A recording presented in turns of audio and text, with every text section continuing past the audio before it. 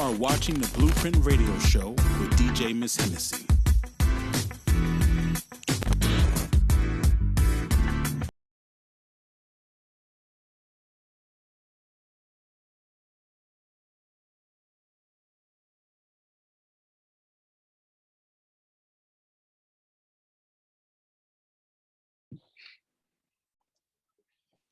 Good evening, ladies and gentlemen, and welcome to another exclusive interview right here on Miss Hennessy TV. I am your host, Miss Hennessy, aka Maxine Johns, and I am so excited to finally speak to this incredible woman.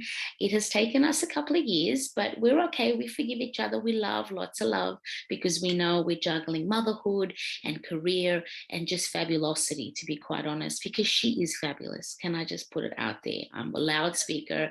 I'm so proud of this woman, and I'm so grateful to have her just give us some time and space tonight. This is the incredible Lady Lyric. Welcome to the show. Thank you so much. Oh my gosh, what an introduction. I know. That is I'm so emotional. Wow. No, thank you so much, Maxine. Thank you for having me. Thank you for, holding the space for me right now, and just letting me be here. I just adore you. We've known each other for such a long time, and it's you're just an incredible spirit and such an amazing person. Like, regardless of the powerhouse voice that you have and all of that abundance of talent, just as a woman and as a sister friend, and just as a woman in this thing we call the music industry community that we've really been representing for nearly the past 2 decades. It's just been such an incredible space to share with you. And as a fan, because I've been a fan of yours for such a long time. But, it started off as a fan and then became a friend, which was really lovely. It's just so nice to be able to talk to you about then to now, and to be able to share your story, because you have one hell of a story, babe. Seriously. Right, it's definitely not boring, that's for sure. Amazing. And you make it seem effortless. I'm just going to let people know that too. Sometimes it does feel effortless, sometimes it does, other times it feels like such a chore. But I think if it didn't feel hard, sometimes then, I wouldn't know which parts of it to truly and thoroughly enjoy. You have to, you take all the good times with the bad times, and just hope that the good times outweigh the bad times, which Absolutely. I'm very lucky, and I'm very happy to report that, it's definitely more good than it is, tough.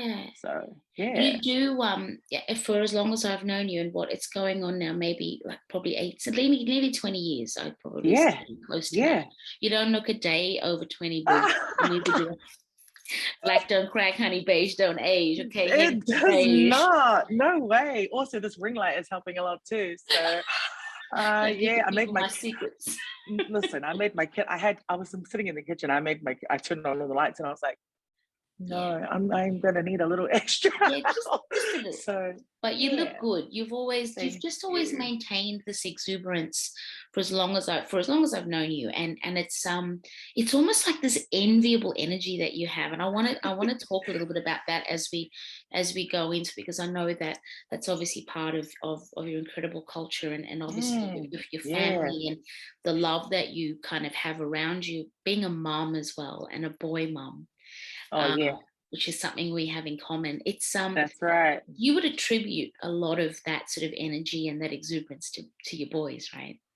Absolutely. Starting from my biggest one, the one that I married, and then all the ones that we made together. It really is just like as a kid, I was raised in like a 2-child household, so I always knew that I wanted to have lots of kids. Wow. I didn't know whether it was going to happen, but I did know that I wanted to have lots of noise in my house, because my house was always quiet, and my parents were very reserved people, and had nice things, and traveled a lot, and they had like really nice things. Yes. And I always thought, like, I'm gonna have nice things too. There's no nice things in this house. No. Because there's a wrestling match going on in one room. There's, Yes. you know, footy training going on in another room. You know, like you can see behind me, I've got a whole ass basketball hoop I in my like lounge. that. That's my lounge. Yeah. I And thought then that was behind a that prop is- for tonight, though. No, it's permanent there. And also right behind that, there's a drum kit and, you know, like guitars. And so I definitely fulfilled the loud thing, but I have to credit the energy and just the all-around happy feelings that I have just to the boys being very much like their father. And he's the coolest guy in the entire world. Like, you know, Sanjay. And He is. he's so chill, he's so funny, and the boys are just like him, you know, like, so it's like just living with like 4 extra Sanjays, which is pretty cool. That's so good. That's really cool. Shout out to Sanjay. He's been such a pivotal part of your life, and just, you know, you don't see Lady Lyric without Sanjay, or Sanjay without you. No way. The two of you together, again, it's just like that energy abound, right? Yeah. How have you, and I ask you this, obviously being a woman in this industry, and we've had to traverse some interesting waters. How have you been able to kind of navigate your way through? Obviously, when you singing is the incredible talent you've been blessed with, and thank you. kind of, it's, I mean, listen, if people don't know you, they'll definitely know you from this, and if they don't know you, I don't know where they've been living, because it's like under a rock, honey. You need to come out and get involved. But you know, you've been doing this for so long, and being a singer in quite a competitive industry, I'd have to say. How have you navigated those waters from that real early part, which I know we'll talk about how we kind of discovered Lady Lyric, to now? What's the journey been like for you with this positive energy and with the supportive sort of network you have? Has it been a challenge, like for most people it has? Oh, always. I think, anything good is a challenge, because, you know, if it's easy, then there's definitely a catch somewhere. But I first and foremost, I didn't choose this life. You know, this life chose me. Like, I didn't want to be a singer. I had no real desire to be a performing artist. Yep. Wow. Yep. You'd never tell, because you wear it well. Well, like I said, it chose me, you know, and once it chose me, and once I, you know, gave myself to it, I guess it sounds so cheesy, but once I, like, you know, said, okay, fine, let's do it then, you know, like, let's give it a go, let's give it a real go. It just came so, it was just so fluid for me. Like, it just was a complete no-brainer. And there was a part of me that said, okay, God, okay, universe, you're right. You right. You know, like, you chose right. So I just took it, and I was grateful. I received it, and, you know, I worked my butt off after that, because obviously, you know, if I had stayed complacent, I never would have evolved into, you know, where I am now, and the things that happen along the way. And I believe in my whole heart that everything that I went through, I was absolutely supposed to go through to get to where I am now. And this may not be to anyone, you know, to some people a lot, but I believe in my heart that I've achieved all that I'm supposed to, and up to this point. And, you know, right now it's really just about where I'm going to allow it to end. You know, it's up to me. It's not up to anyone.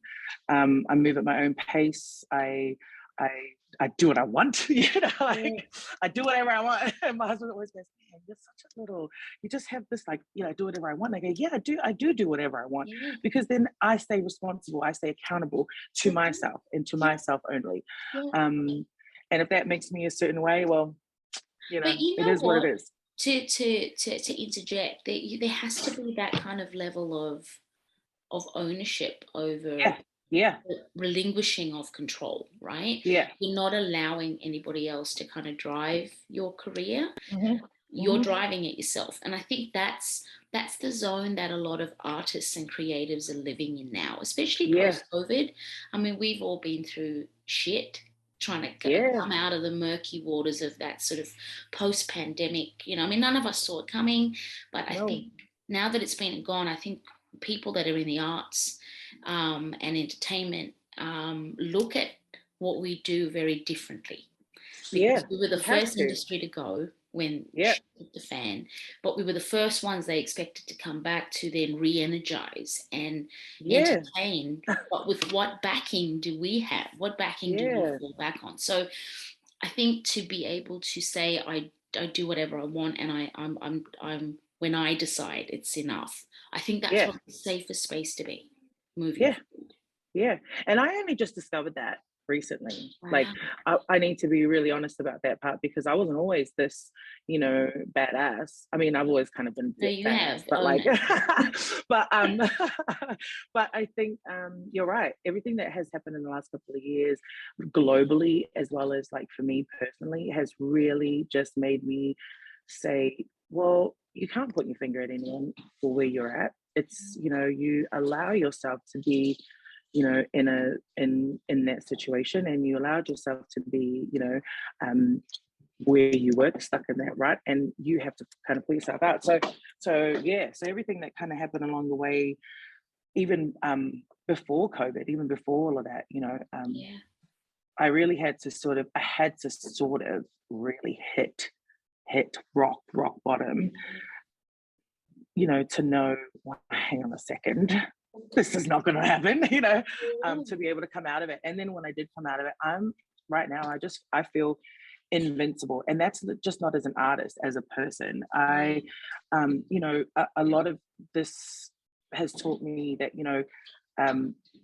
we are made to believe that we don't have a lot of control, but we do. We actually have more control than we think over everything. So, I took as much of that, in my profession, in my family, in my, as a mother, as a sister, as a daughter. And I'm really just now about, if it doesn't serve me, then listen, more power to you. And I think it also comes with age, Lyric. Like, I know for myself, I'm now, I'm going to be 47 this year. Like, you better stop.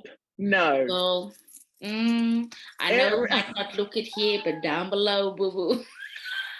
That's what I said. Okay, guys, I got to go get ready from the waist up. That's it. That's all the people need to see, honey. That's all that the people need to be served with. But you look great, Max. Thank you. Awesome. Thank you. But with that being said, I think as you get older, obviously, raising kids, especially boys, there's a different energy with that, like we spoke about. Yeah. But I think that sort of ownership thing happens a lot firmer when you really go, right, you know what, I've seen things, I've done things, I know things, like I'm just not going to be persuaded to do stuff that takes me out of my space, my peace, everything I've worked so hard for. And sometimes it is hard. I'm a real empath of a person, so if I used to operate from that whole, if I say no, I'm going to upset all these people, and then letting someone down, and that's it. And allowing myself to not be true to myself because of the fear of disappointing others. And, I mean, like, obviously with Sanjay, myself with Jay, he's been my strongest supporter for the longest time. And I think having husbands that are real ride or dies really helps with the and he's told me for years, like, you need to, not in a selfish way, but not in that whole kind of like egotistical, you got to put yourself first, because no one's going to ride for you like you do for yourself. And the one thing he always said to me, and it really only kind of came to light over the last couple of years, was don't seek validation from invalid people. And I'm going to go preach. He went to church on me. The pandemic, I'm telling you, I was like, oh, we need to write some kind of holistic couples. But he told me that, and he would tell me that for ages, and I'm like, yeah, I get it. And then one day it hit, and I was like, why do I do this? why do I care if someone is upset, if I'm not okay with their behavior, or if it's not serving me? Like, I can't keep serving people from an empty cup, right? Absolutely. So we're here now, and hearing you say that, knowing the person that you are, and actually at one point thinking that you were going through that and you hit rock bottom, you never should. You know, you've always put on that performance first, fronted up, did amazing gigs. And yeah, you just kind of look at you and go, oh man, that's just lyric. Like, she's shining. But it hasn't always been like that. No way. And I think that a lot of it was obviously mental, and just that constant fight with yourself. Like, you don't have time to be, sad. You've got to put a big smile on and go and put your big girl pants on and go and sing for the people, because they want to see Lady Lyric, and they want to see, and even, off stage, having to talk to people with this, tired and almost painful smile, like, I'm so happy to be here, guys, when really I was like, oh my gosh, I just want to go home, that I didn't realize at the time that was just chipping away and chipping away and chipping away. And it got to a point where I was just like, I don't even know, like, I don't recognize me. I'm not, like, what is happening around me, And so what that does is, it starts to like alter not just you as an artist, but me as a wife, me as a mum, me as anything really. And so my kids are missing out now, and that for me was the end. Like, that was the just the last card for me. I just thought, no, nothing is going to make me any less than what my children deserve, because they didn't do any of this shit. They didn't ask for any of this. And truth be told, if they knew what was going on, they wouldn't be okay with that, because my children are a bit older now. They're not babies, you know what I mean? So they understand what's going on, and they can see there's something wrong with mom. Like, how come she's crying all the time? Like, why is she sad? Like, she's not getting out of bed. She's not, and that's like tough. My oldest boy, he would say to his dad, like, what's wrong with mom? Like, I can hear her, I can hear you guys having a conversation, and she's like really upset. And I'm just like, man, like, I think as a kid, I never really saw this with my parents, because they were really good at like doing that, in their room or behind closed doors, because they're old school like that, eh? Like, but I just remember, as a child, whenever you see your mom or your dad cry, that type of, and that hurts you, because you're like, my mom, so knowing that, that I had to sort of get to the root of the problem and fix it, so that I could be here and show up for them. That was really the thing for me. So and that was the start of healing, and every day is healing. Every day, man. Like, every day I wake up and I'm able to just, get out of bed. I'm like, yes, it's a win. Absolutely. Like, we're winning today. Just rolling out of bed, girl, getting under that shower in the morning, going, Jesus, take the wheel. But we've woken up, and we're going to have a better day than yesterday. And I think it's so comforting to hear other women speak like that to themselves in the morning, because I seriously think I'm like a real nut job when I'm in the shower, and I'm ticking off my prayer list of what to pray for. Then I've got that covered. Then we go to the other list of what can we achieve today, like properly, not putting too much pressure on ourselves. Like, it's just, as women, man, like, I know they say we multitask, but there's more than that we get through, that we don't even talk about, because it's just second nature. It's just what we, and I have to say though, like, there's a fair few of us who can honestly say that they've got, really great husbands who just chip, like, and whenever I'm mindful, that was the other thing, like, I'm mindful that, whatever I was going through may have some type of reflection on him, but I have to put it out there. Sorry, what is the matter with her? It's my dog is having a. Please take the cushion off her. That goes on the couch. Yeah. Thank you. And but I'm mindful that that is sometimes a poor reflection on our husbands, but it's definitely not the case. No way. Everybody, no way. You can have the strongest support system, and they're not necessarily there to maybe pick it up before it happens or prevent it, but they were absolutely there when I needed them, and they were absolutely like, and I'm talking about, you know, my support team, my immediate support team. So I don't want anyone to ever think that, you know, I was going through all of this and I was going through all of this because, you know, Sanjay wasn't doing something, or you know, I wasn't supported or anything like that. Like we know of celebrities who are constantly around people, and even that is not enough. They are still the loneliest people, and because it's in here, and it's in here. And I used to think to myself, like, you know, like, come on, man, like nothing, you know, just you can pull yourself out of it, you know, like you're gonna be okay. You're being dramatic, you know, like come on, you know. It's really not dramatic. Like, it's not, man. It's that, and it's also that kind of that self-talk that we give each other or give ourselves, like to get out of whatever the blue funk might be that we're in. It's not paying attention to the way we talk to ourselves too when those moments hit. Because I know for me, like you know, it would. And I'm somebody who suffers terribly with anxiety too, and I always have, but I think I used to sort of shelve that and go, no, I'm just a nervous person. I just stress and, you know, cover it up in this, but I keep going. And then, you know, I think once having kids, and when you see your kids kind of mirror you sometimes, and, you know, our oldest, he suffered with anxiety for a little while too. And it's a real thing. And for a long time, you know, people go, oh, it's not real. Don't worry about it. You'll be fine. Why don't you medicate yourself? No, I don't need tablets on tablets. No. I need to understand what makes me like that, what triggers me. And it's that understanding of it that now I kind of know how to maybe manage it a little better, but I have it, and I've always had it.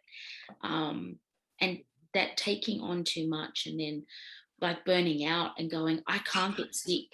I cannot afford to get sick. I can't afford to have a day off. I have to keep going. I have to keep going.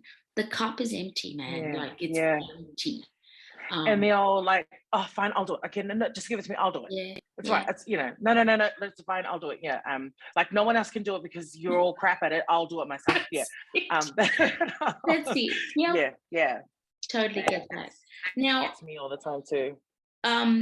Obviously, you know, the people that know you, they'll know you from many years as the incredible, you know, front lady with the most amazing voice on you know, for Brown Sugar, which I think is what Australia's most coveted cover band.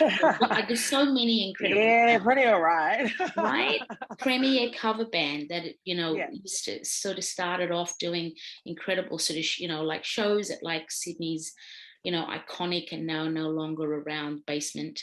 You know, and the group just blew up into this incredible traveling sound system, and they play weddings, and they fly all over the world. So you were a part of that for so many years, and you were quintessential to the success of that band.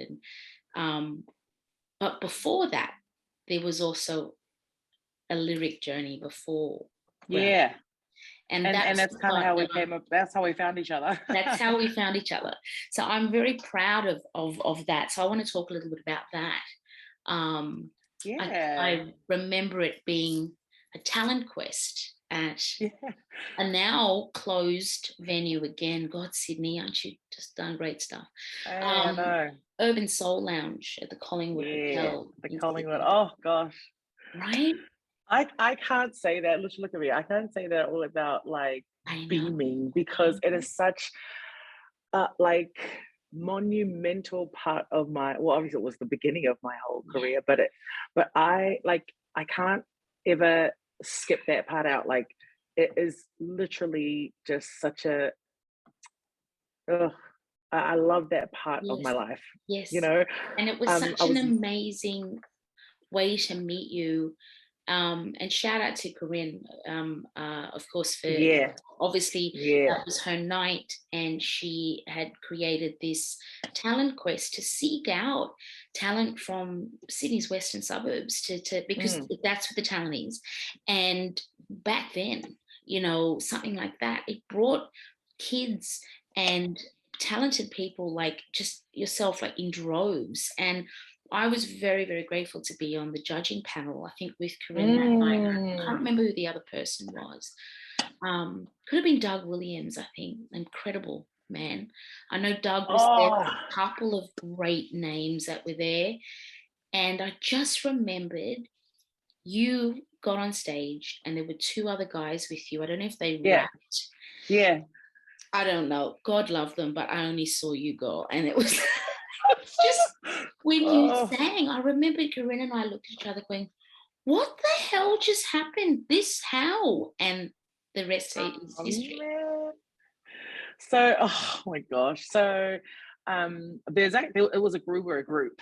That's right. And there was actually a fourth member who had the law had caught up with the brother, and they found him. So timing. So, you know, look, that was all unfortunate, and couldn't have happened at a more inconvenient time.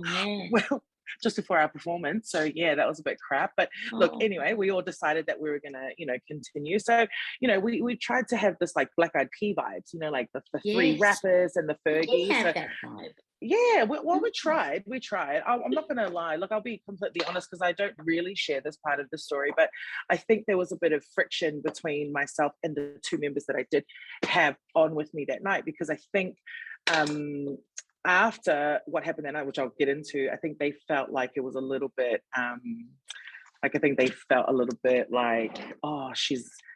it was part of her plan. Like she just wanted to, she used us to come and do this competition. I was like, and I was thinking to myself, well, actually guys, I'm just barely 18 and I can barely, like, you know what I mean? Like I did this because of, you know, my mate Jeff, who wasn't in the group anymore because he was held up somewhere else. And I was just like, I didn't want to let him down. So I went and did it anyway. But really, I was a little bit like, should I even come and do this with you guys anymore? Like, you know, like, so anyway, I did it. And I remember it was broken up into categories. So there was like hip hop, there was singing, like hip hop, rapping, there was singing. And I remember us taking out the singing part, which to them looked even worse because they were like, well, we're not singers. And then I was sitting there like, like, ooh, it's really awkward.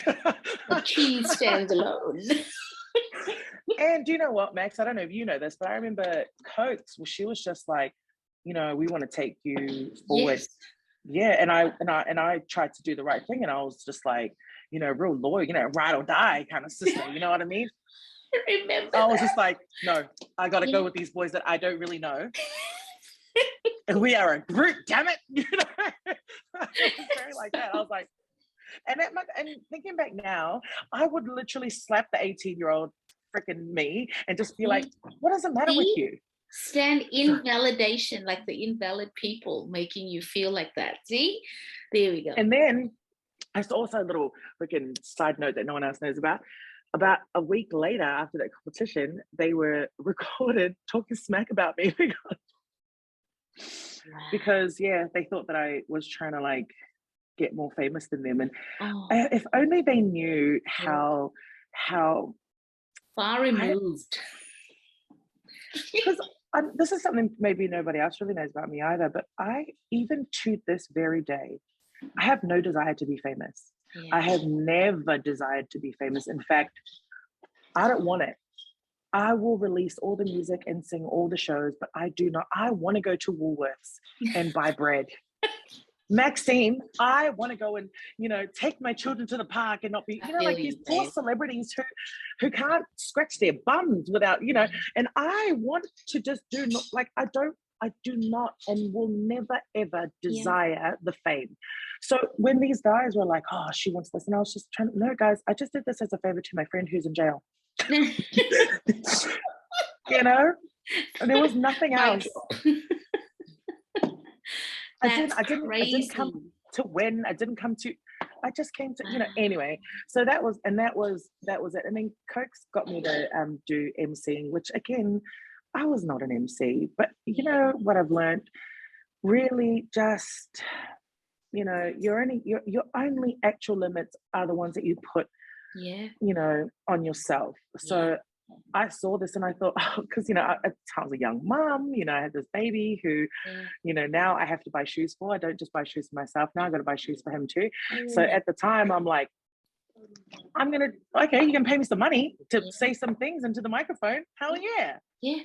So I took it. And you know what? Again, that was the moment that I realized this is choosing me. Yeah. I didn't seek out this life of music.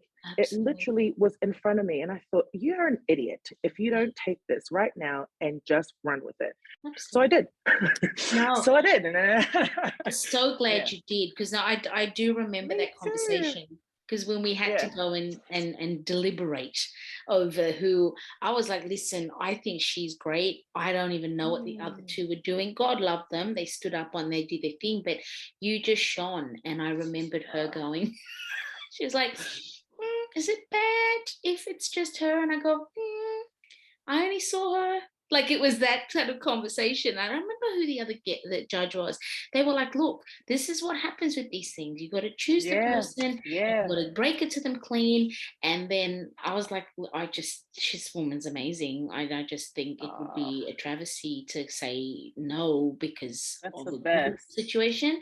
So yeah, I do remember that conversation. But I remembered then after that, just seeing your name on like flyers and you were, like the MC thing, and then there was a couple of showcases here and there, and then the Brown Sugar merging was like it was magic, because it just made so much sense. And then that was it. I mean, I think for me, viewing you at that point, it was like your star, even though you didn't want it to be, now that I'm knowing that, was rising. And I don't know if people, obviously now people that will watch this, will probably realize like that would have been really challenging for you, because it went off pretty quickly.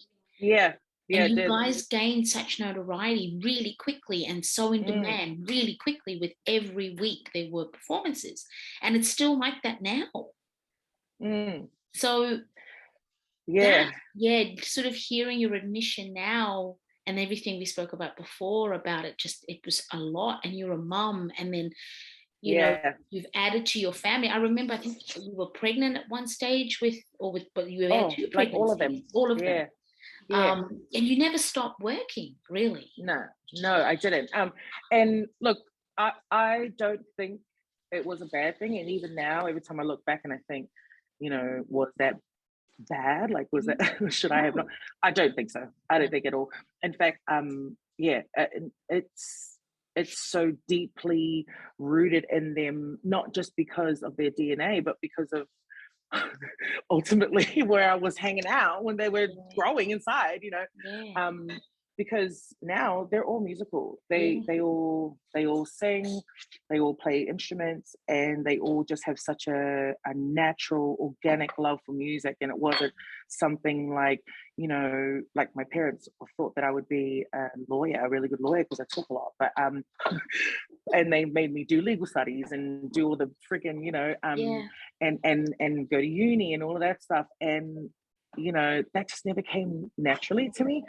So but with the kids, they love it. And so being pregnant, I don't think that was detrimental at all. Not at all.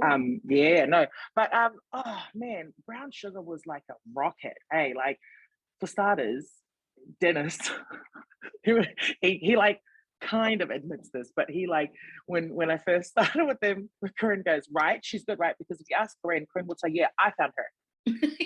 I thought, that's my girl, and there's a part of her that's very motherly, and there's also a part of me that always makes me feel at home when she's home for me, like when I see her, and when over the years when she sees me and she sees me perform, she always gets really emotional, and so do I when I see her, because there's this like real connection there with, you know, how I came to be, and how much she believed in me, because she said Dennis, at the time Dennis was losing their female singer, so that's how I got sort of thrown in there.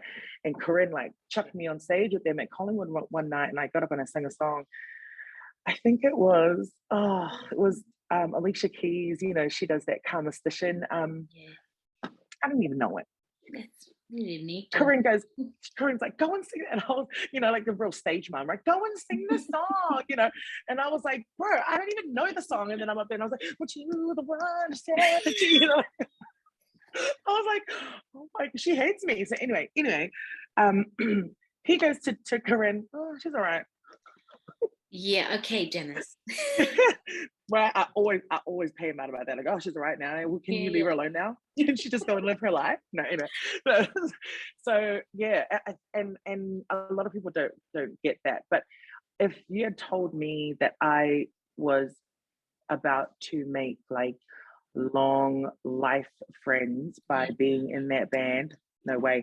First of all, they were all old ass men, and second of all, I was like, I'm way cooler than all of you guys.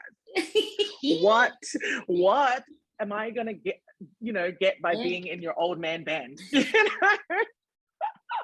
Great. Shout out to Brown Sugar, by the way. I love all you guys. You know that. And we always pay each other out about that, because I was very young. I was about 21, like 20, 21. And they were all like in their mid 30s, nearly, you know, bordering 40. And I was so green. I had no idea. I didn't even know how to sing on a microphone, for goodness sakes. Like, oh my gosh. But yeah, that was literally the start of a very long part of my life. And it was also the training ground, I think, for you. Yeah, vocally, lyrically, everything. Yeah, performing, because for me, I think what was the most attractive to me was getting to be on stage. I didn't even know if I could even sing that great, to be honest, but I just liked being on stage, and I got to like sing with this really cool, handsome guy next to me, you know, who was like as handsome. No, I didn't say behind. I said next. and like, you know, and there was something about Miguel. Like, I knew that all the girls were checking him out, but for me, it was a brother sister connection. You know, like I just knew that we were just gonna have some really good times, me and him. And I would look at him like, you are a very beautiful man. It's very uncomfortable, and you're taking my breath away, but at the same time, I just want to smack you for being so beautiful. And you know, and like that's a whole nother interview, you know, Max, like just my journey with Miguel. I can imagine the stories. I can imagine the tears, but you guys have you know, for people who, and you've got a lot of fans, you know, the band has amassed such an army of fans, loyal fans, unbelievably loyal. Yeah, but you know what, all flowers due to all of you, even, you know, with your time, with your longevity with that band is incredible. And it's a testimony to the success that they've made. Obviously it's a joint thing, but without powerful vocals in the front, and yourself and Miguel's chemistry, you know, it would be an incredible band with great musicians, but having your vocals and just that stamp of fabulosity, right? You know, you'd go anywhere and you go, oh my God, she's there, she's singing, Jesus Christ. Don't talk for a minute. I know Jay, whenever before we settled back here, after in all those years before we even got married, and he'd come and visit and stuff, and we'd come and see you guys, he was mesmerized. He's like, man, that woman is blessed, like she can sing, you know. I'm not seeing. I love that about Jay, his energy, especially to me in particular. And you know, because I'm gonna just say I want to believe that it's just to me only, but I'm sure he's just that beautiful to everyone. But every time, you know, I see him, it's like he's praying when he you know, is just gushing about me, and I'm just like, no, Jay, It is Stop for you. it. No. It is Yeah. for you because he's a huge fan and he's a huge supporter. He love always that. has I been. love So, that. and he's very reverent when it comes to that because musically, I mean, he's just there's not a lot of people that he'll kind of sit there and go, oh, are they playing tonight? Oh, bet we're gonna go watch. And so whenever we'd he'd be in town, and then he'd go, no, we're gonna see, oh, dope, let's go, because he loved it. He just loved it. So for years after that, then to then hear that you were gonna go on to The Voice, I've never, I don't think you and I have ever spoken about the decision for you to go onto the show and what that was like during and then after, because there was obviously a moment there, like with most of The Voice contestants, the media does get into your life. And I remember reading I think it was a Women's Day or New Idea, an article and the photos of you and the boys and Sanjay, and now learning that it's never been about that for you. So that again would have been a big positive. I can just imagine. How did that come about? How did the Voice decision come about? Well, it was, so the way The Voice works, and I just want to start by saying I had a great time both times. I went on it twice. Yes. So I went on in 2013, and then and in was it like 2 years ago? Something like that. I don't even know what the year is. Oh my gosh! But anyway, you can audition, but it's almost like an invitation. They sort of invite you. So they specifically look at this show in particular. The Voice is designed, ultimately for artists who are established to an extent and just kind of maybe need that kick, or not, just, but really it's for artists that are established and are already sort of in the music scene. You don't necessarily have to have released any music, but artists, your way around, not just vocally. And not just like this thing that you just like, oh, I want to audition for the show. No, it doesn't really work like that. So the first year they had sent out a bunch of like invites, and I'm real like, nah, like, it's not for me, y'all. I'm just next round. Right, because I'm way too cool for that kind of thing. Like I'm too cool for most things, and anyone that knows me will tell you that I'm way too cool for anything. And so I was like, nah. And then I watched the show, and I thought, oh, this is kind of cool. The whole concept of the show where they don't actually, they won't pick you or turn around for you based on what you look like. Right. Because I don't look like your average pop star artist. Well, you look better. I'm a that. It's a lot of years in the making. Anyway, and so I thought, okay, look, I'll give it a try. And they did like a really good big spiel. And sorry, it's in my wallet. This is why. Put the hats on, honey. It's a different cape. Yeah, it's in my wallet, Hazen. It's in the car. In the car, yeah. No, you cannot have the charger. It's charging my phone that I'm using to do my interview right now. Please work it out. Please. There's another parent in the house. Go and ask him for things, please. Thank you. Yeah. So so anyway, they sent me an invitation, and I just was like, you know what? Come on, what have I actually got to lose here? Like, I had my head on pretty straight in terms of what I was going to realistically achieve from this show. Right. One, I never ever went on that show thinking I'm going to win. Yeah. But because in my mind, I was already a winner because you couldn't tell me nothing. You know what I mean? Like, here we go. Right. Right. But at the same time, I just had to go in there with a realistic plan. Like, what do I hope to achieve? What do I really? And man, this is the freaking like kid in me who is always, I just found out that 80% of your brain is controlled by the part of you that thinks like a child, 80 or 90% of your brain. So most of the time it's the child in you that's making all these. So I have to really rethink my life plans, girl, if that's... No. And at this point, you just need to really go back to the decisions that are like that you can actually change, because some of them you can't. So so anyway, I went on and I just I really just wanted to like hang out with Joel.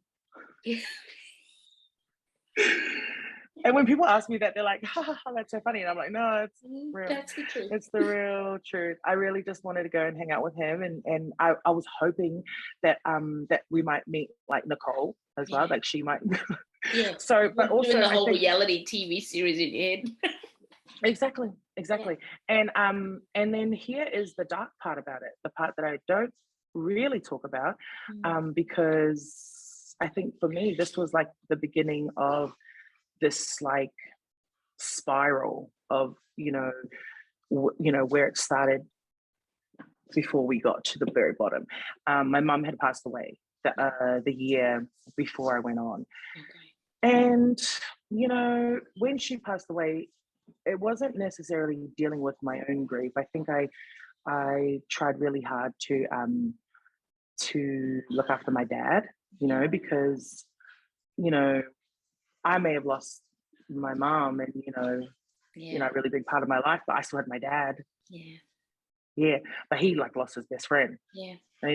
And so for me, I think and then there was my mum's like baby sister, and my mum's mum who had dementia, didn't even really know. Oh boy.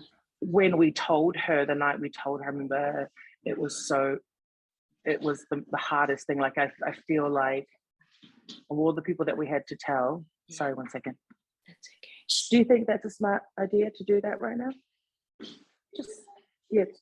Okay, let her out, and please be quiet. Thank you.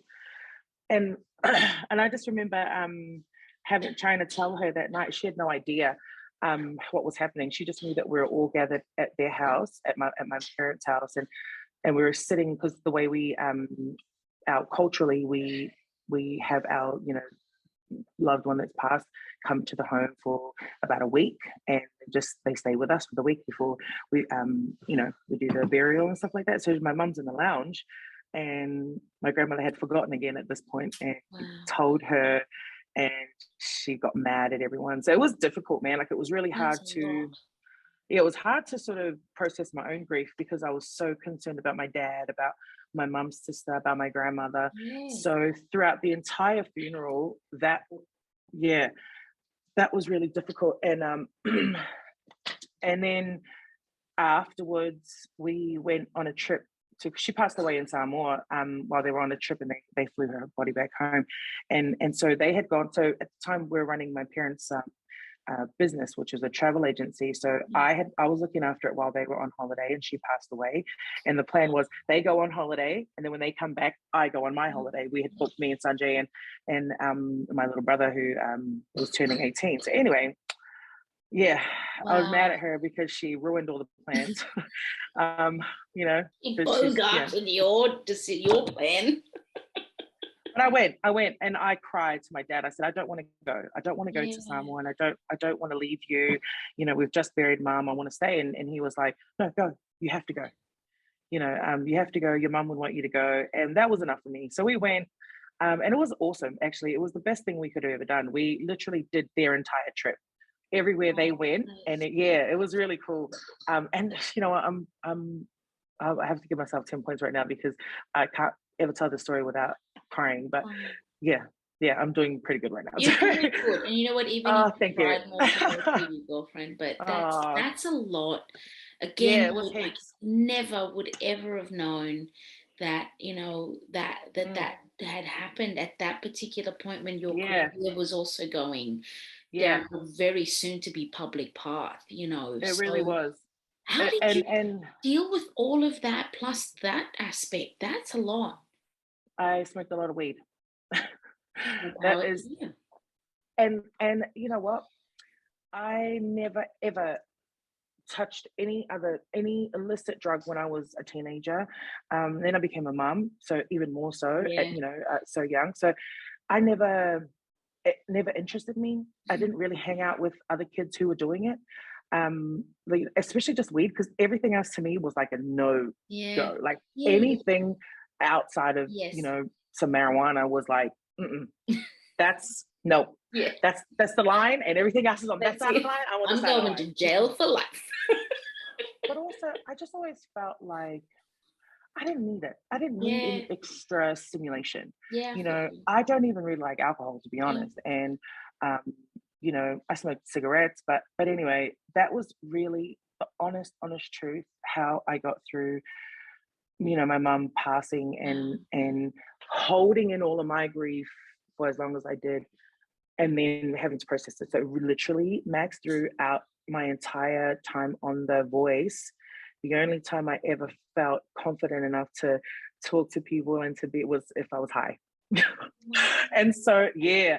And when I wasn't, and maybe at the time it was anxiety, I didn't really know what was happening, but when I wasn't, I had to go home. Like I was so, and that was really difficult because I knew in my subconscious that this is not a sustainable way to live.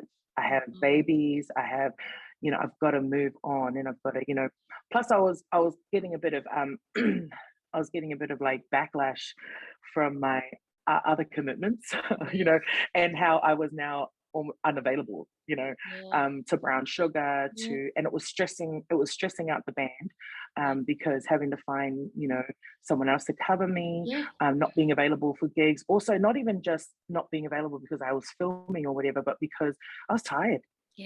And I was battling demons at the time, like demons upon demons, and some that I didn't even realize I was battling until now. When I look back, and I just think I was so unavailable to so many people, to so many people that needed me, to so many people that you know, that I just don't even remember, and more importantly, to myself.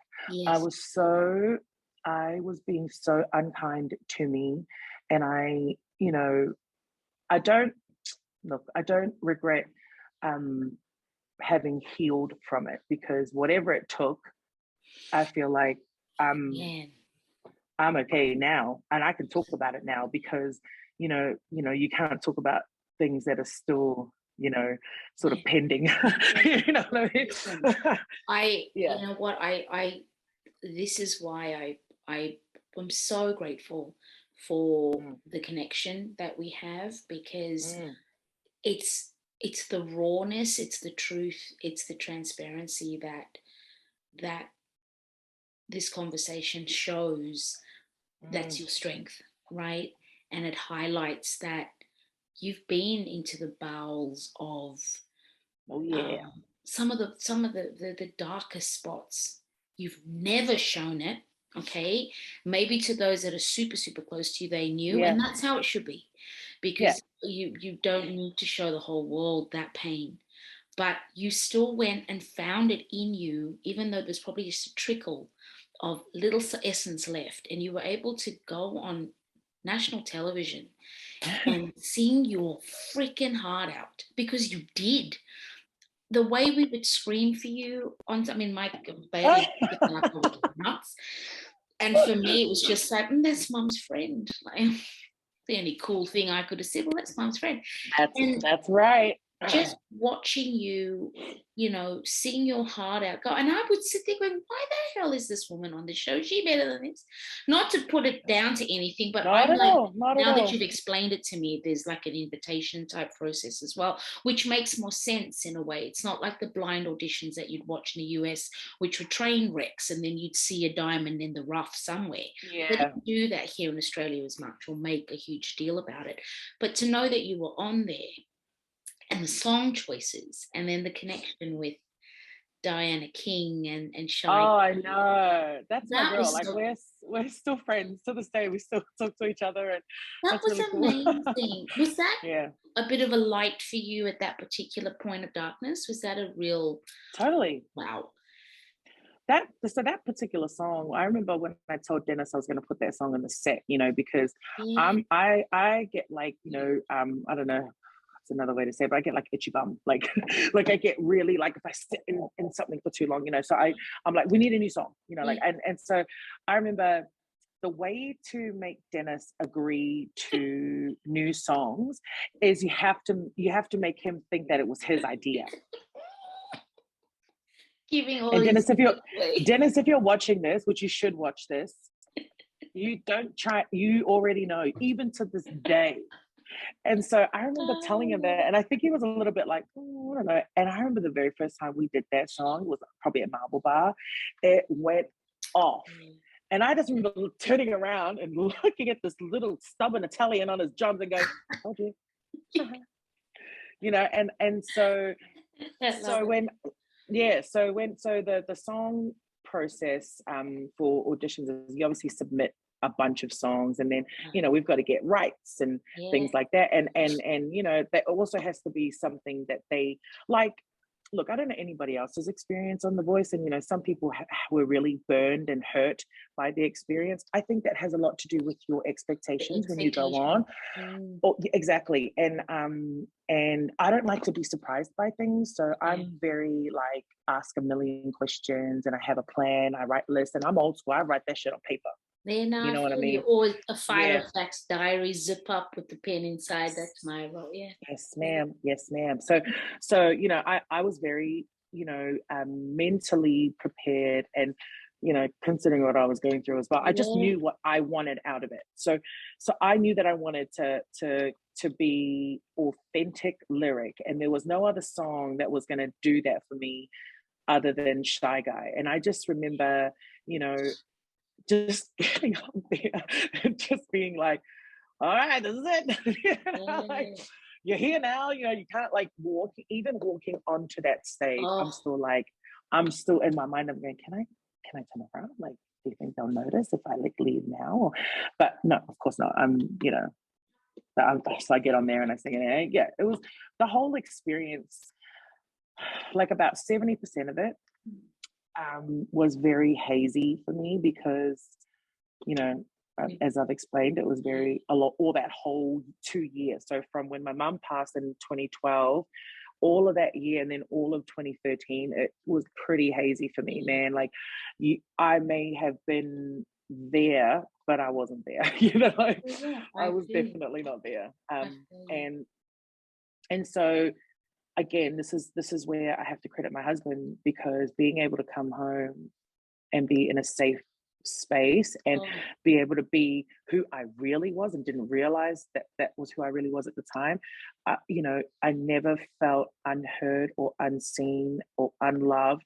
And he just always, my family in general, but Sanjay always just knew how to, that when all of that, like coming out, like, now that I don't want to be famous, it was really hard to be on stage and like smile at everyone and high five all these really young, impressionable children and young people in the audience, because they're looking at you and they're thinking, oh my gosh, if this girl can do it, I can do it.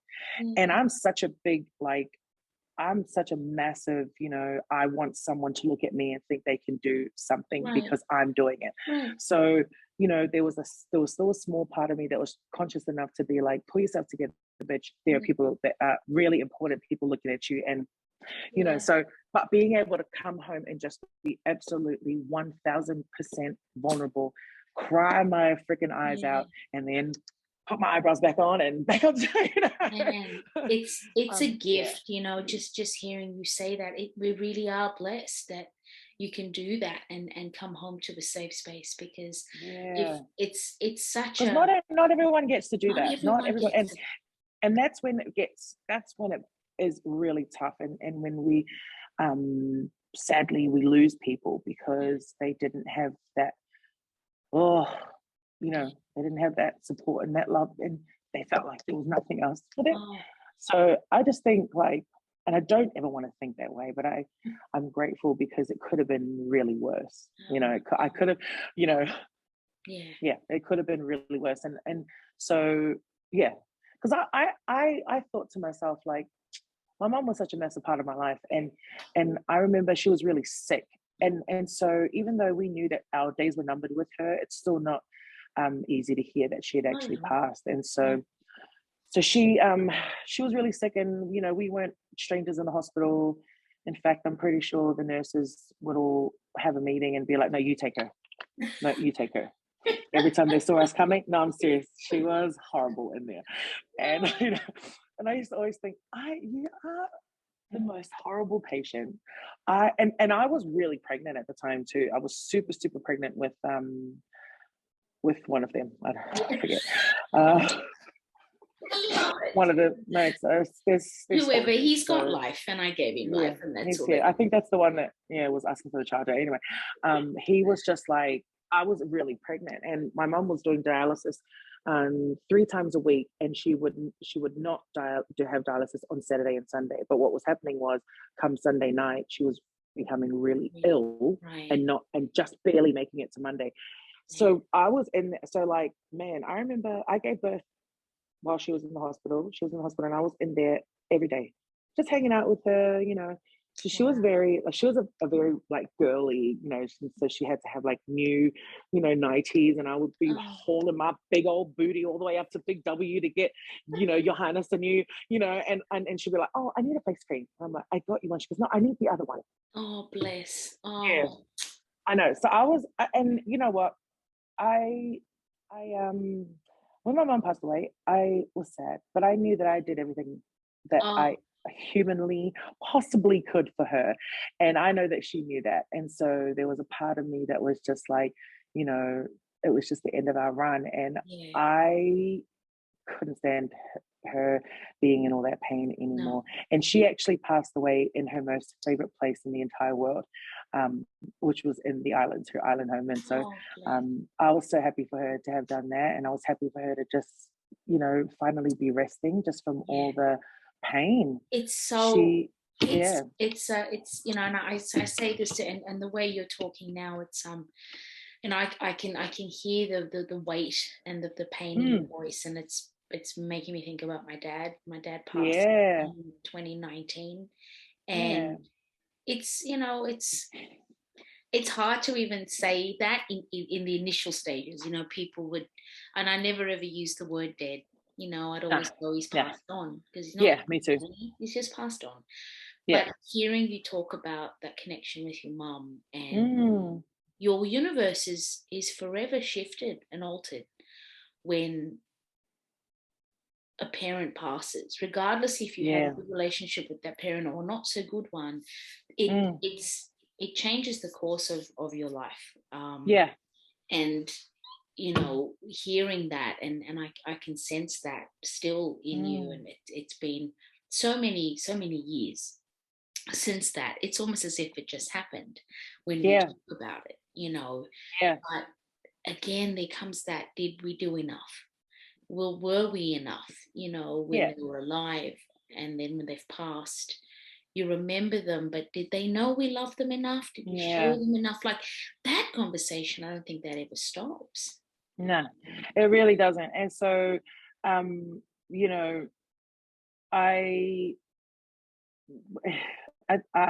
think the biggest compliment someone can ever give me is when they say, you're just like your mum, or you're just like your mum. And I remember the first time someone said that was my dad, but I don't think he meant that in a nice way. I think he meant that. There would have been a different level of honesty. And I'm proud of that. I'm proud whenever somebody says, oh man, you're just like your mum, or if I catch myself doing things like my mum, they are my most proudest moments. And so I get a lot of that, that feisty, badass, you can't tell me nothing attitude from her, because she was the freaking OG badass, you know what I mean? But in a real poised kind of like regal way, she could tell someone to jump off a bridge and still, you know what I mean? Like, and I'm still yet to master that, because I'm quite ghetto at heart, and she was never that. She was never that, and I'm that kind of like feisty, like man, I'm taking my earrings off, and I love it. You post up, honey, and I love that. And I think I will. That's what people love about you. You've never really had to, which is great, but you wouldn't mess with you in terms of if you think you could be slick and get away with it, because you just don't. You're just not about that life. You will. I think you've got the say grace, I'll say grace, to be able to tear somebody down limb from limb just with a couple of well-choiced words. And you can ask is Trey, Ash.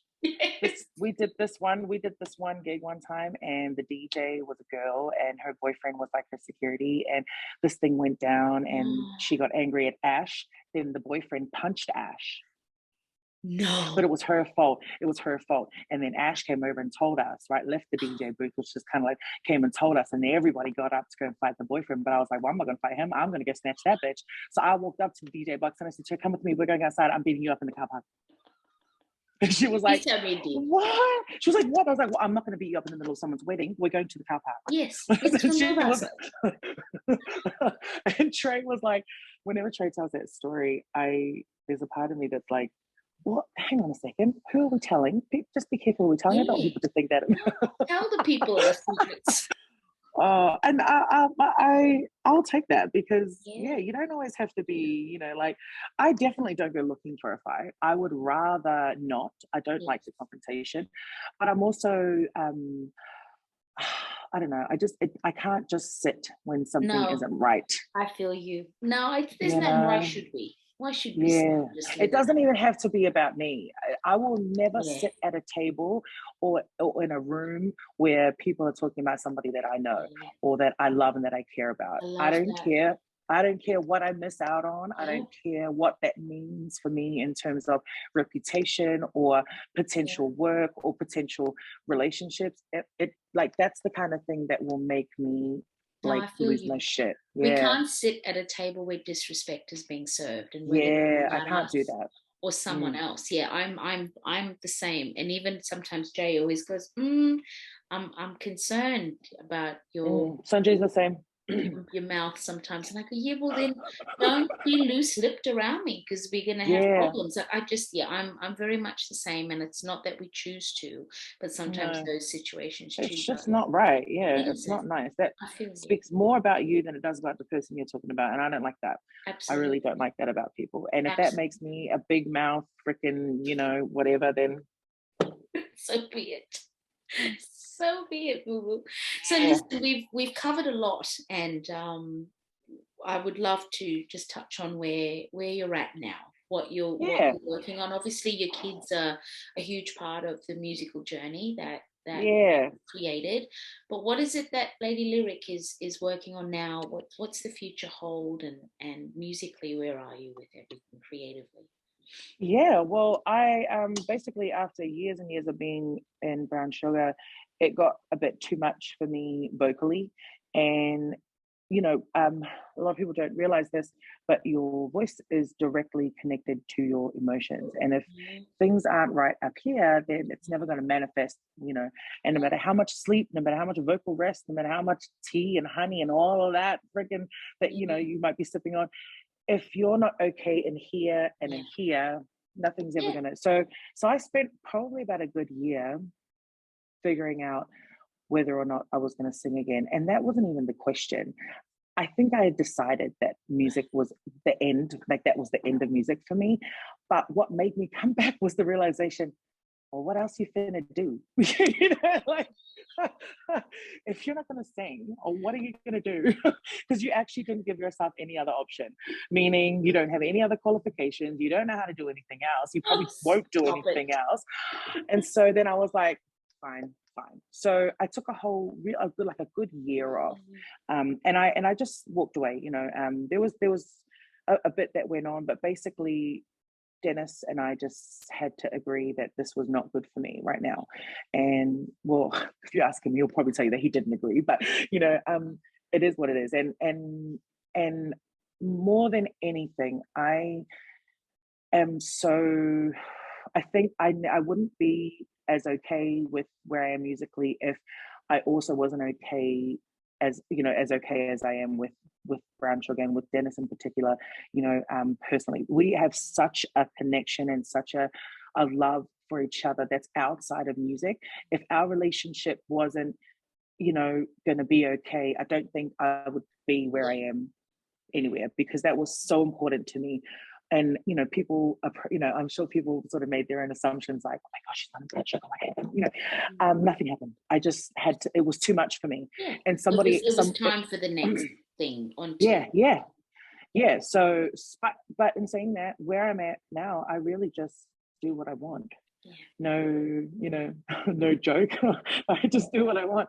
I do, always credit, you know, my friends in the music industry, like Volley, Kay, you know, Sweet As with Honga, and Juanita, they helped me a lot. Also, Ricky Nifo, and you know, and many others. But really, just the community that just took me in as I was, because it was a really rough time for me vocally, and if I didn't have that safe, you know, place and community with them all, knowing that I knew that I could sing better than I was singing. I knew that, but they didn't care, you know, and most people didn't care either. You know, they were just like, what do you mean? You sound fine, you know? But I was like, in my mind, I was like, well, I know how I can sound. And all the physical, emotional pressure that I had been under for the last, you know, few years had really taken a toll on my voice. I wasn't able to stretch it as much as I could. And I wasn't bouncing back. I couldn't do more than like 2 gigs in a row. And by the end of the second gig, I was whispering, like, like sign language, girl. I was freaking, you know, like, it was really tough. And so, you know, and I would just cry. I would just come home after a gig and just cry, because I thought, this is it. This is the end for me. But, you know, with a lot of, you know, vocal therapy, changing the way I was eating, you know, just little things. It really starts in here. Knowing that this is what I was born to do. This is my purpose. I am fulfilling my destiny by every time I step on stage, that I am meant to be on that stage. Right. I'm exactly where I'm meant to be. And so when I would sort of tell myself that, and once I started to really believe that, because, you know, you don't really believe it at first, you just say it because it's part of the ritual, but when you really start to believe it, it became easier. And then it was like really finding my feet again, you know, like, and now like, I was just saying to my husband, like, I just finished a 4-day 5-gig weekend. So, you know, on Sunday I did 2 gigs, and I would have never have done that 2 years ago. I'm still pushing it, but like, just being able to get through it, because that also means that I'm, you know, because I've never done anything else other than this to financially support my family. You know, there were days where I thought I'd have to go back to stripping, but I didn't have to. I'm joking. Take that off there. Strip that from the record, guys. We're gonna start. You know what you could do if the singing shit don't work is stand-up comedy, boo. Stand up. You literally, that right there was perfect timing. You lulled me into this false sense of inspirational talk, and boom, you dropped a P-Valley on us all with the stripping. Because it got too serious. Done. It was getting too serious. But I love it. I had to read the room, Max. I was like, I'm losing them. No, you weren't, because you were going down that sort of that TED Talk vibe. I'm like, yeah, she's pushing me to TED Talk. That's the arena I'm trying to go to, girl. But the stripper thing, it's timing, and there's stand-up comedies right there if you don't think you can. Look, I might, because, you know, but here's going back to like, and where I am, so that's where I'm at musically. You know, I can pick and choose the gigs I want to do. I do the ones that make me happy. Yes. And in saying that, I still do plenty of gigs with Brown Sugar. It almost feels like I didn't leave, you know, sometimes.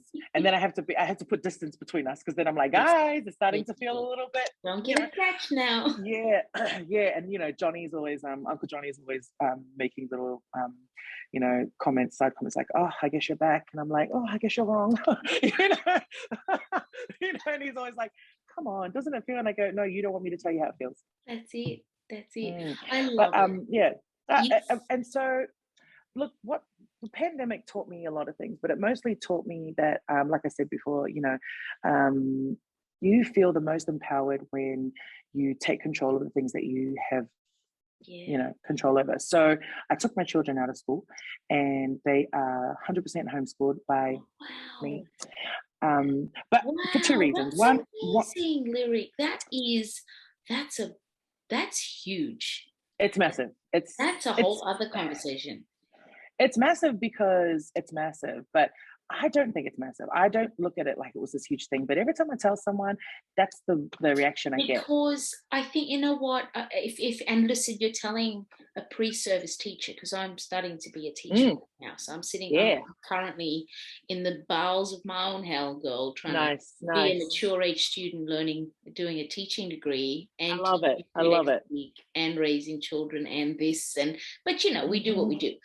But I say that to say it's you know, I think throughout COVID and obviously lockdown, there were moments, man, where I was like, this homeschooling thing has real appeal. It has real appeal to me, because there's more of a hands-on vibe, I think, that you kind of get. But you know, I don't know if you get this, and I'm sure you do, but you know, you've got teenagers in your home right now. Balian is you know, he's 13. It's like fingernails in a blackboard, trying to, what did you do at school today? No, a bit of this, bit of that. What exactly did you do? I've got access to all of that. I get involved, look online, and he's done his stuff. But that's just something not enough for me. You know, I want to know what's happening, what is seeping in. The little one, show me the receipts. That's it. Show me those receipts, babe. Like, you know, the little one, he's 5. He's all over it. Kindergarten is like, he's just graduated and gone to college, but it's a beginning. I hope he keeps this energy up year 1 and 2. We'll see. Yeah, it's Christmas. It's Christmas right now. It's Christmas right now. But I think I react that way because there's been many times I've spoken to my husband about it and gone, yo, like the homeschooling thing seems real appealing. And you know, I just think it's like, it's such a courageous, brave thing to do, but I know there's a lot of families that do it. Yeah, that's right. And when I learned that, it was actually a conversation I'd had with 6 Pound, with Charles, and we went there because he does a like a barber service as well. So we took the boys there for haircuts, and this is what I mean. Like, God doesn't put you where you're not supposed to be, right? So that same like fortnight, you know, prior to going to get the boys' haircut, I had it been so heavy in my heart about taking them out of school. I wanted them to be homeschooled because that whole thing that we went through with the kids being in and out of school, and you know, just being sort of bullied around by the government, and you know, you can't do this and you can't do this and you've got to stay here and you can't move this and you can't, you know, that really stressed me out, right? You know, and your children have to do this and your children have to do that. And I just thought to myself, hang on a second, you can't tell me what to do with my kids. These are my kids. I birthed these kids. You didn't birth these kids.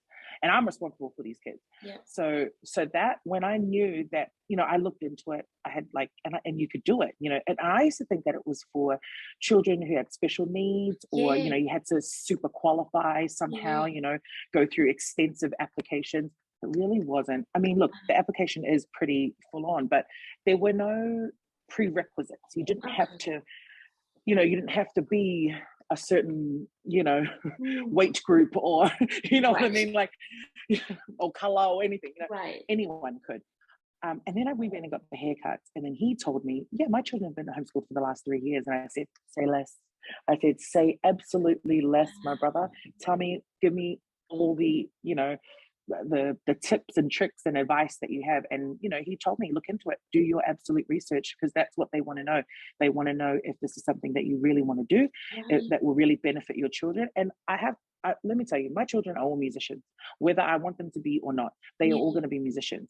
And so when I realized that putting them through years of school like I went through, and learning things that don't really benefit me right now, I thought no one is going to teach them better about this shit than me. So we definitely use a learning program. I'm not going to be out here talking about I'm teaching them verbs and pronouns and adjectives and shit, and you know what the power you of are 3 following is a strategy. Absolutely. But I'm not teaching them that. I'm teaching them things that school will never teach them. That's what I'm teaching them. We're following a learning program because we've got to tick boxes in terms of what's, you know, regulations and what they have to learn. But I'm definitely teaching. Like yesterday, we spent the whole day cooking. And when I tell you that my 14-year-old can turn out the best friggin' medium rare steak I've ever had in my life, that's something that, you know, and, you know, and they like tomorrow, the 8-year-old has a music lesson with Uncle Shane, who is the drummer for Sweet As. And yeah, that's tomorrow's lesson. You know, like things that that I know are going to benefit who they are. I don't want them to, who they are, because no one knows them better than me, because unfortunately most classrooms are, you know, a one size fits all. I know that our teachers work very hard, and I would never, you know, sort of downplay that, but I also do know that at times they spread very thin. Oh, and 1,000%. and a very good handful of children are overlooked, because it's hard for a teacher to be responsible for 30 children. Absolutely. So while, you know, all parents believe their children are special, I have the capacity and I have the time to be able to do this for my children, because not everybody does. No. So and that's amazing. How have the boys sort of grasped it? Like, were they like, yeah, we don't have to go to like school, mom's teaching us? Or was it difficult for some and not for others? Like socially, how does that change? Has that changed them much from not seeing, or were they not very school orientated in general? Like, what's the synopsis been like? My oldest boy is very he's very much like Sanjay and myself, in that he's very social, and he's got lots of friends, very popular at school, and he went to all boys school. He went to Patrician Brothers in Fairfield. Oh wow! Yeah. Wow, that's and they loved him there. And when I told them that I was taking him out of school, they almost wanted our application to fail, because they didn't want him to leave. Making calls and don't let them get it. Yeah, 100%. And so that was really cool as a parent to hear that the teachers really value him, and they were always like, you know, he's always got a place here if it doesn't work out. But in my mind, I was like, well, no, it's going to work out. I'm going to make it work out. But he was pretty cool with it, because it's so flexible, Max. Like, we make our own schedule, and the idea is to come out of the actual school day routine. So our school days don't look anything like what it would at school. You know, because of my job, especially over the weekend, like we didn't do anything much yesterday until about lunchtime because that's when I woke up. But and like, you know, they're okay with that. I'm okay with that, because then we work until like 5 o'clock. You know what I mean? Which I can do that. And again, you know, I know that it's not necessarily ideal for all families, but it was definitely something that works for us. Exactly. And they socialize. Look, luckily, this is probably the only time it's okay, you know, social media and the internet and being able to stay connected through Messenger and things like that. That gives them the opportunity to, you know, they've got 1,000 million cousins, of course, and football. My baby plays football, so he's got that community, sport community, and then they've got each other as well. So it's not like you just you and one in a room together for hours with a blackboard. Exactly. And the for me, I just know that, you know, right now they still think I'm cool, and it's not always going to be that. Yes, it's not always going to be like that. And right now, while they're young and they just have to do whatever I say, that those years aren't going to last forever as well. And they don't stay this age forever. Right now, I've got, you know, a few friends and cousins who have babies, and I can see them stressed out, you know, because it never feels like that stage is going to end. And I always say to them, it doesn't last forever. You know what I mean? Because I'm at a stage right now where I want to hold on. You know, like I'm trying to hold on to that. And you know what? I'm listening to you, almost enviable, because that, I think what we've been through in the last few years has really, for some parents, it was a nightmare. And, you know, obviously. Yeah, I know. That's right. A lot of them. And some kids, it was horrible for them. I don't want to be. So they don't have a, That's it. But for me, and I'm listening to you, I think to the way of the world, and, you know, we look at what's happening in the US at the moment, and the thought of schooling in the US, and I look at Jay all the time and I go, we will never ever have to go through that, because we will never send our children to school there. And I'm not saying every school is like that, but it's the thought that it could happen anywhere at any But I'm sure that's what all the schools that has happened to thought as well. Oh my God, right? And like, it's not going to happen at our school. It won't happen to my kid until it happens to your kid. That's And it. then it is just unthinkable. It is. And then, now with all of our schools here having to implement, special drills for what happens if there are active shooters that enter the school. And that's part of our common conversation Yeah, like now. we didn't sign up for this shit. Never in a million years. And neither did our children. Never in a million years. So I have this real, when I drop the boys off in the morning, and then on the 3 days a week that I do teach, and the minute I watch them walk in, if I don't walk my little one straight in, I watch my eldest walk in those gates, and I just sometimes my heart sinks a little bit. Yeah. Not only because he's getting older and wow, he's in high school already, but it's like, is it bad that I just want them home? Like, is that that's where we're at. So the homeschooling thing was always something that I flirted with. You know, both parents have to be in agreement. Hubby's always been more of the no, the social interaction with all that. But I look at the way people are and the way today's kids are, man. It's the conversation's different, and everyone is. The world isn't the same for everybody, is what I'm trying to say. No way. Right? No way. When we were kids, to you, man, for thank doing you. that. I definitely don't ever regret. Like sometimes my husband feel like if he sort of catches us all just kind of like chilling a little bit too much, he's like, because he works from home, like, he'd be like, "Oh, you guys doing any school?" And I'm like, we are doing school. This is school. Like this is what we're doing right now is school. But they the program that we do use, they work through very quick, so they get more work than is required of them done, right, like real quick. So then it gives us time, and I love that it gives us time to do other things. So we're not constantly just, just bombarding our brains with shit that we're supposed to retain, because it's going to help us later in life. We just a couple of weeks ago, we discovered a botanical garden that's just down the road. Yeah. It was amazing, like it was so nice.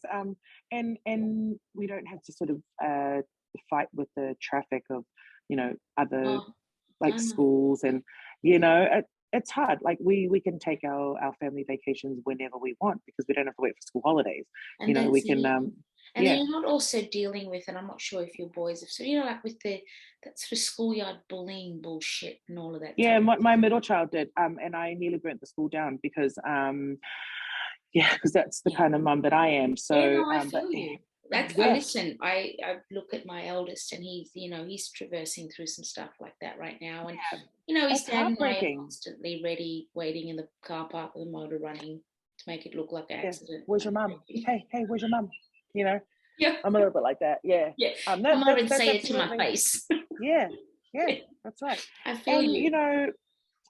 The thing about my my middle child that happened to, right? He is the most like me. So he's got a really big mouth. He's very sassy.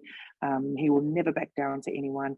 So when this happened, we were very shocked. We weren't even upset first that he had been experiencing this. We were shocked. And I just kind of went, "What did you say?" And he was like, he was crying at this point. And he actually went to his dad first. Wow. That was a very big a lesson for me. Like, be available for your children and don't expect them to just be tough all the time, because sometimes they're not. And I'm grateful to my husband for making himself, readily and 100% available, because if he'd come to me, he would have got in trouble, because I would have been like, "And what happened?" And so what did you do? Did you punch him in the face? I would have been like that. But his dad, just took him, held him like a baby, and he took a minute to be able to process it and be able to tell me in a way that wasn't going to make me run down there and beat up all the kids. Because they're very scared of how we react. I know our eldest, with both me and his dad, we're ready to pop off. I'm like, listen, Johannesburg in the house here, your dad's a US sailor. I don't know what to tell you, but we don't play. So we might be the cool parents of color. Firstborn. No, not with the firstborn. No way. And I think, I sometimes have to say to Jay too, like, our response, I know we TTG, we train to go. Okay. Yeah. but sometimes the kids are like, mom, like dad, Yeah. so there's that whole where Jay will be, you better ring and secure shit first before I Yeah. just walk up in there with myself. And then I get it. We bounce off each other, but then we've got a bit of a sensitive firstborn, and then Absolutely. the rah-rah ready to go baby, Yeah. so. And I was humbled real quick by this experience because, when I allowed myself the time to process everything, we'd gone down there, we'd spoken to the teacher, and I all but freaking wrapped my hands around his neck too, just because he was very unhelpful. And he sort of broke it down for us about this child, about this kid who, he's quite he's just a naughty child. His parents aren't very responsive. They don't really interact with the school. And when I heard that, and then when I saw the child, by the way, something inside me went, you have to be grateful right now that your kid has two loving parents that, are willing to throw down for him, Yeah. like just, because I don't think this other kid has way less support than your child does, and did to your kid is an absolute he's going through. Yes, wrong with he might be lazy and don't up anything or that you ask him to do, but he is loved for. And this other child maybe isn't. And that humbled me, realized to my kid, and I just said, listen, I'm sorry that you went through that, but you understand that this is about him, right? And he was like, yeah, no, I know. Just and apparently the kid like constantly, and he will say something back, but just that particular day he just had enough, and it just like sort of hit different that day. I don't know if he was going through some things, he was tired or whatever it was, but yeah, it really upset him, and I love that he was able to, once I sort of went back and retraced my steps on him, and I thought, well, be grateful that he was able to come to you, absolutely, whether it was you or your husband, he came to your husband, and that he is smart enough to know when you explained it to him that there's nothing wrong with you.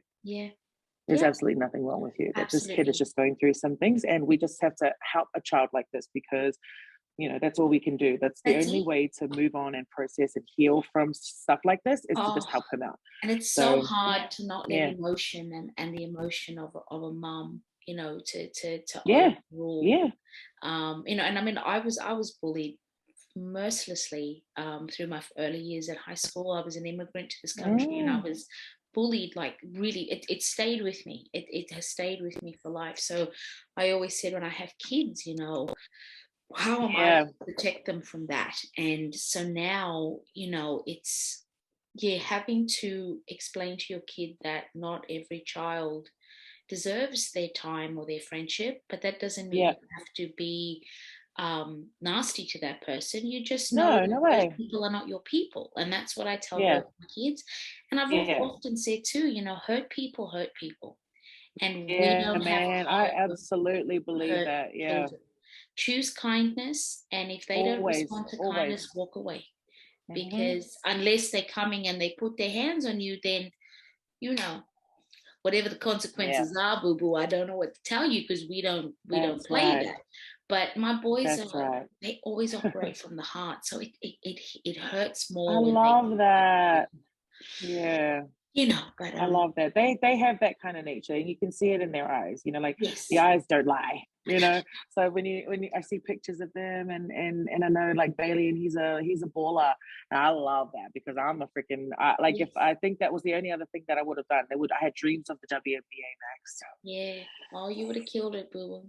Oh, I still have dreams, and my oldest, my 14-year-old, and my oldest, they both like to play basketball, and so I love that because Prinny's daughter as well, Sania, she's a basketball player, so I have such a just this that connection, love for when I see so I always see your posts about Bailey and playing basketball, and just like actually I think I remember when you first posted about him in the Learn to Play program, and then all of a sudden it's like that, and I'm like, it just took off. He's and I know, and I mean, obviously real game. Absolutely. I think obviously with, again, with COVID, it changed the trajectory of sports for so many kids, and he had to sort of have a bit of a break Yeah, from it. And he's just, I always joke and I go, he's in between contracts right now. So, he's just kind of yeah, yeah. shopping around, You know what I mean? having that Yeah, downtime. he's a But lot. Oh, I love that. I yeah, love that. That's thank really you. cool. Yeah, Thank you. I Well, love the babies. listen, I love all the babies. you and I we can talk for hours, and it's been Hours. such an incredible catch up and a trip down memory lane, and just a rediscovery of the amazing person that you are, that you were, that you continue to be. And I just thank you for trusting me with the most vulnerable parts of this conversation and things that I didn't even know.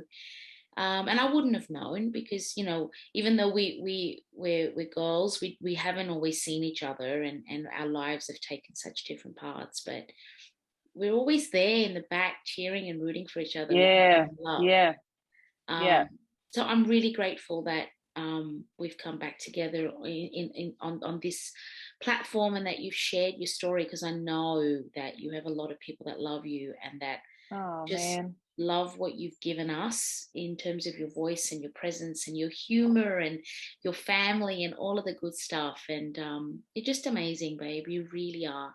And I'm Thank so you. proud of you and excited for what's to come in this ownership of your artistry. This is Yeah, what you've yeah. done. You're owning who you are, and you're like, ride it till the wheels fall off, man, because you've got all of Always, it and more. All of always. it. Look, there's a small handful of people that that I don't see, but when I do see and when I hear from them, they feel like home. And you're definitely one of them, Thank Max. And I know that I'm always in the back of your mind, just like you're always in the back of mine, you. Oh, because yes. in an industry that is mostly male dominated, there we were, there And we were, there we just were. DJing and emceeing our way through it all. Thank you. Fully Um, clothed, not yeah, stripping. But if yeah. things had to turn, boo, we would have made money there too. So Oh yeah, and I will always, I feel like we were the perfect yin and yang for each other, because you were always there rocking the sexiest, newest heels, and there I was still trying to be a little boy in high school and wear the freaking latest. You know what I mean? Like we have the shoe thing, but on different, you know, we did. spectrums. So and I always remember that about you, Max, and just how, yeah, when I think back to that time in my life, and even my head past that, yeah, you're always, I was at your wedding, I remember that. Yes. And just, I remember when you first started going out with Jay, we were like, girl. We're like, okay. And I then there was a know. wedding, and then I some know. babies. I And know. yeah, we really just have come full circle, Max. So everything that I said tonight, I said with absolute love and trust. And yeah, thank you for having me. And actually, I'm going to see you at the uh 40. Yes. On the Saturday, the Yes, festival. the yeah. So my little brother is in a group called Get It Done. Oh wow. They're on the bill.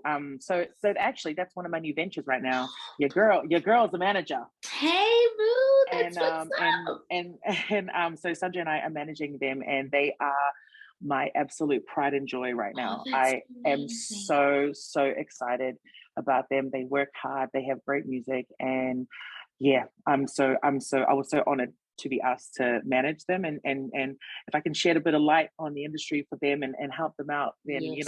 That's that's it. that's me as an artist evolving into the next phase of my artistry, and I love That's that. it, I babe. love, And paying it yeah, forward, man, like yeah, with everything you've learned, and then, mm, on to the next. And that's how we yeah. do it. That's amazing. Oh, But I can't wait. when I saw that you were hosting, I was like, guys, that's my girl.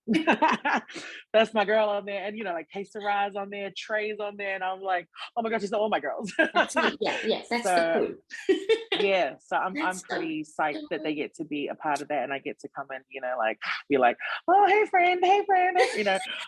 It's kind of cool for me because I have no idea what I'm doing, but I do know that I believe in them and Yes. they are making some real good noise, and I love that they get to be a part of this. So yeah, I just wanted to mention that because I actually get to squish you in a couple of weeks. So. Absolutely, and that is the perfect platform for awesome, real, authentic exposure in a really, really safe space, and a space that actually supports and it unifies the culture of hip hop and absolutely doing. So that's because great. it's definitely evolved in terms of sound, but the culture itself is always misinterpreted in that, you know, you've got to be this thug, you've got to be this gangster. I don't know if that's still cool anymore. You know, like not really. It's actually quite it's tired and it's played out, and I've it never is really a little liked that aspect of hip hop. And I think me either. Being a woman in it for as long as I've been in it, I've never really kind of sort of waved the flag for that component of it. No. And now as an educator, and I mean, I teach at a school where hip hop is part of the curriculum. Yeah, that's how I got love into that. School. You know, teaching rap for literacy and you know, teach kids how I to make love beats that. Create radio shows and podcasts. You can't be a good rapper if you're dumb. No, thank you. And you got to understand linguistics and words, and so hip hop is such a teaching tool, and it's so powerful. So I don't believe in the thuggery of it. I mean, there's that component too, but that's not the only component. That really comes down to choices. So I'm really like, I'm all about, you know, using where you've come from, or, you know, your I don't know, like where you were raised, and but, you know, turning it into a positive, because you're not a product of where you come from or what you know, where you were raised. I don't believe in that. I don't believe in that. I believe in, you know, everything is a choice, and you are responsible for that choice. You cannot be responsible for the choices somebody else made. That's right. Only the choices you made. I think Tupac said that somewhere. I don't know. I think I bit it off him, but yeah, something like that. You know? But yeah, so I'm really just about trying to just, like, they're very talented, and you can't deny talent, you know what I mean? And you can't fake, you know, like you can't fake your upbringing and all of that stuff. You really just, at this point, you've just got to rap about stuff that's real to you, you know, and make music about what's real to you. The audience, they demand transparency, and especially an audience, because they'll see right through your bullshit. Like, seriously, they'll know. Absolutely. So I think, look, you might not think you know what you're doing, but I think you're going to be okay, because you've walked that path. Oh, and I hope so. You stepped off the stage not really, or you stepped onto a stage not really wanting to be in the music, and like you said, music found you, and you've created this sort of journey for yourself. So I think your group is now on their journey, and it's holistically, you're a part of that, which I think is fantastic. So, and I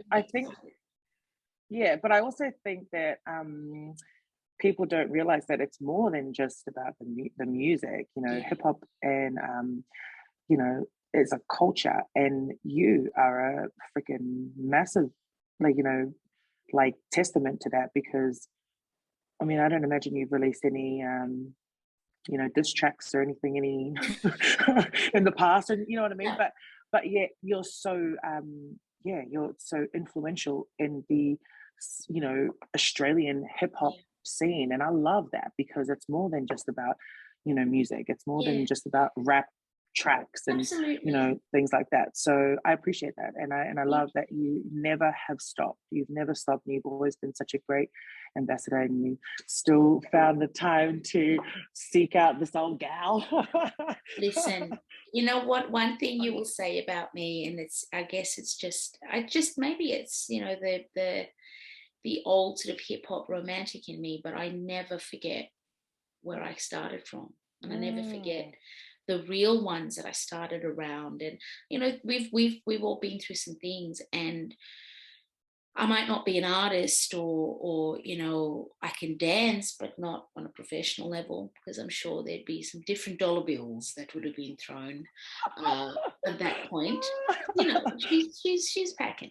But at the same time, I decided to get into the artistic side, which was obviously the DJing. But I've always been the mental and the emotional connection with the writing, and then the conversations that matter. But yeah, I mean, listen, I've, you know, been through some I've been through in the trenches, and there's been a lot of disappointments, a lot of hurts along the way. And like when you said, oh, you know, there was a point where I wanted to give up singing, and I can relate to that, because there was a point where I thought, does what I do really matter? Do people really give a shit? And Jay had to tell me, what do you care about what people think? Does it give a shit to you? Do you give a shit about this? And I'm like, I do. I love it. And I want to take it to another level, and I want to continue having conversations that matter.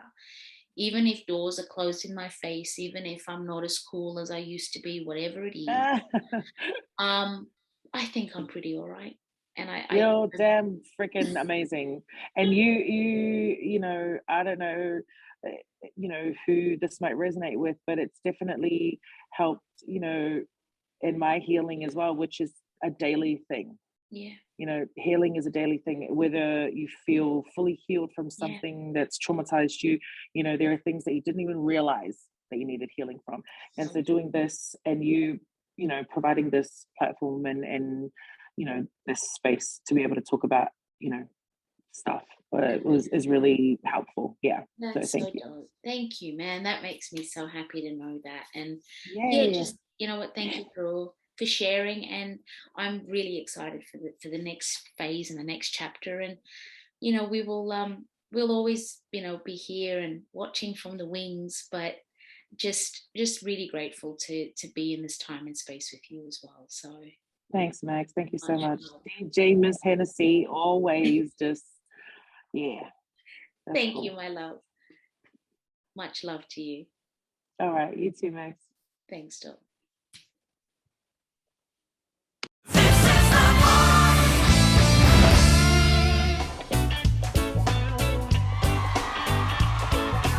Everywhere me go, the man them a rush me. Yes, so we prepare to boy, I feel on me. On me, them love.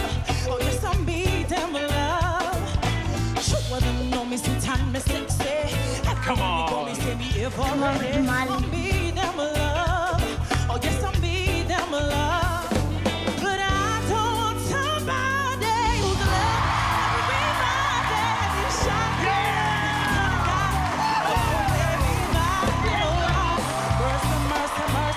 And all of them at the party. Say all of them sexy. And they say follow me. Oh, Lord have mercy.